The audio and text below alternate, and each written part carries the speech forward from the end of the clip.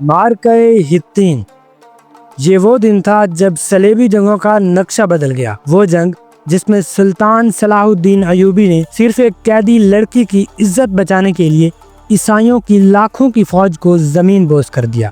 یہ واقعہ اس وقت ہے جب مصر واپس جانے والے حاجیوں کے ایک قافلے پر حملہ کیا گیا اور اسے لوٹ لیا گیا۔ ایک مصری مورخ محمد فرید لکھتے ہیں کہ سلطان صلاح الدین ایوبی کی بیٹی بھی اس قافلے میں تھی۔ البتہ ہمیں ایک مورخ کی تحریر سے ایک اشارہ ملتا ہے جو کچھ اس طرح ہے۔ وہ لکھتا ہے کہ جب سلطان صلاح الدین ایوبی کو اطلاع ملی کہ عیسائی فوج نے مصر کے ایک قافلے کو لوٹ لیا ہے تو سلطان صلاح الدین ایوبی نے کہا کہ جب میں نے ایک عورت کی چیخ اور آواز سنی تو وہ میری بیٹی تھی، میں اس کا انتقام ضرور لوں گا۔ سلطان ایوبی نے اسی وقت قسم کھائی کہ میں عیسائیوں کو آج سے اپنا ذاتی دشمن سمجھتا ہوں اور میں قسم کھاتا ہوں کہ انہیں اپنے ہاتھوں سے ختم کروں گا۔ سلطان نے عیسائیوں کو سبق سکھانے کے لیے حطین کے مقام کو میدان جنگ بنانے کا فیصلہ کیا۔ حطین دراصل فلسطین کا ایک گمنام سا گاؤں تھا، لیکن سلطان صلاح الدین ایوبی نے اسے وہ عزت بخشی کہ آج بھی دنیا کے جنگی مبصر اس کا ذکر کرتے ہیں۔ اس ہیرو نے دشمن کو ایسی شرمناک شکست دی کہ عیسائی حکمرانوں میں سے ایک کے سوا باقی تمام جنگی قیدی بن گئے۔ سلطان ایوبی ہمیشہ جمعہ کے مبارک دن لڑائی کے لیے کوچ کیا کرتے تھے اور حطین پر حملہ کرنے کے لیے بھی سلطان نے جمعہ کا دن منتخب کیا۔ یہ 15 مارچ 1187 کا واقعہ تھا۔ سلطان نے اپنی فوج کا ایک حصہ لیا اور کرک کے قلعے کے قریب پہنچ گئے۔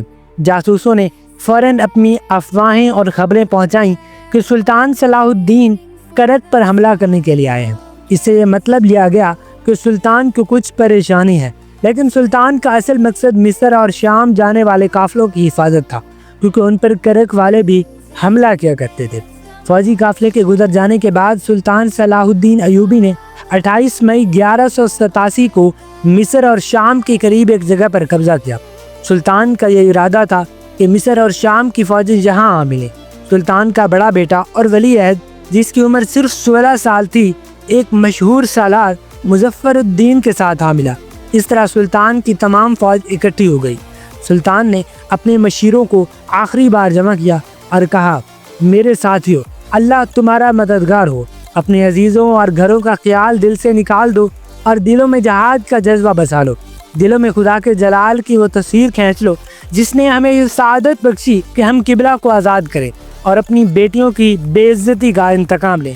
ہماری تعداد دشمن کے مقابلے میں کم ہے اور تمہارا مقابلہ ایسی فوج سے ہے جو سر سے پاؤں تک زیرہ بختر میں ڈوبی ہوئی ہے۔ تم جانتے ہو کہ میں ہمیشہ جمعہ کے دن ہی جہاد کرتا ہوں۔ میں اس وقت آگے بڑھوں گا جب مساجد میں خطبہ پڑھا جا رہا ہوگا۔ مزید برآں سلطان ہمیشہ چھاپا مار جنگ کیا کرتے تھے، جس سے کم فوج کے ساتھ بھی دشمن کو زیادہ نقصان پہنچاتے۔ اس بار بھی سلطان نے اپنی فوج کو اس تیزی سے حرکت دی کہ وہ جھیل تبریہ کے پاس جا پہنچے، جہاں صرف ایک تالاب تھا۔ سلطان نے اس تالاب پر قبضہ کر لیا۔ عیسائی فوج نے سیفا کے مقام پر پڑاؤ ڈالا، لیکن سلطان آگے بڑھ کر مقابلہ کرنے کے بجائے حطین کے قریب رکے رہے۔ سلطان چاہتے تھے کہ دشمن کو حطین کے قریب لے آئیں۔ جب عیسائی آگے نہ آئے تو سلطان نے اپنی ہلکی فوج آگے بھیجی اور ایک چھوٹا سا دستہ لے کر تبریہ پر حملہ کر دیا۔ حکم دیا کہ شہر کو برباد کر دو اور آگ لگا دو۔ تبریہ کا قلعہ ذرا ہٹ کر تھا، اسی لیے شہر کو بچانے کے لیے عیسائی فوج قلعے سے نکل آئی۔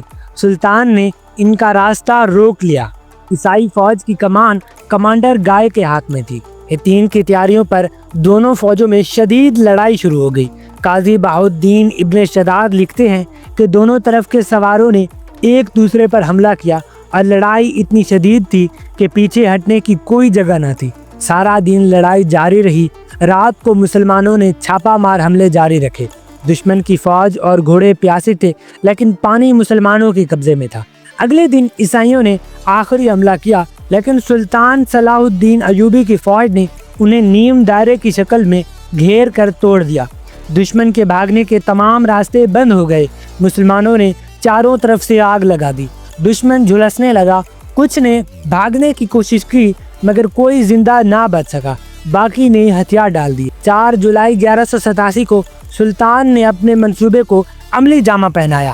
پانی پر قبضہ اور موسم کا دباؤ سب سلطان کے حق میں تھا۔ دشمن کو خبر تک نہ ہوئی کہ وہ سلطان کی حکمت عملی کے جال میں آ چکے ہیں۔ 3 دن تک دشمن کو نہ دن کا آرام ملا نہ رات کا۔ آخرکار دشمن کے نائٹس اور پادری بھی مارے گئے۔ جب قیدی سلطان کے سامنے لائے گئے تو ان میں رینالڈ آف شاتلو بھی تھا، جسے سلطان نے اپنے ہاتھوں قتل کرنے کی قسم کھائی تھی۔ قاضی بہاؤالدین لکھتے ہیں کہ سلطان نے پہلے بادشاہ گیلارڈ کو شربت پیش کیا، اس نے شربت پی کر رینالڈ کو دے دیا۔ سلطان نے سخت لہجے میں کہا، میں نے اسے شربت نہیں دیا، بادشاہ نے دیا ہے۔ عرب صرف اسے شربت دیتے ہیں جس کی جان بخشی ہو۔ پھر سلطان نے رینالڈ کو بلایا اور کہا، تم ہمیشہ ہمارے نبی صلی اللہ علیہ وسلم کی توہین کرتے رہے ہو، تمہاری بھلائی اسی میں ہے کہ اسلام قبول کر لو۔ رینالڈ نے انکار کر دیا۔ سلطان نے فوراً تلوار نکالی اور اس کا سر قلم کر دیا، لاش کو باہر گھسیٹنے کا حکم دیا۔ سلطان کے اس عمل کے بعد باقی قیدیوں کے چہرے پیلے پڑ گئے، مگر سلطان نے بادشاہ گیلارڈ کو کہا، بادشاہوں کو قتل نہیں کیا جاتا اور اسے زندہ چھوڑ دیا جاتا ہے۔ ہتین کی اس فتح کے بعد سلطان کے لیے بیت المقدس کو فتح کرنا آسان ہو گیا، اور اس جنگ میں سلطان صلاح الدین ایوبی نے اپنی بیٹی کو بھی آزاد کر لیا۔ جی ناظرین، تو اگر ویڈیو اچھی لگی تو اس ویڈیو کو لائک کر دیں، شیئر کر دیں، ہمارے چینل کو سبسکرائب کر دیں تاکہ مزید ایسی دلچسپ ویڈیوز آپ حضرات تک آسانی کے ساتھ پہنچ سکیں۔ اللہ حافظ۔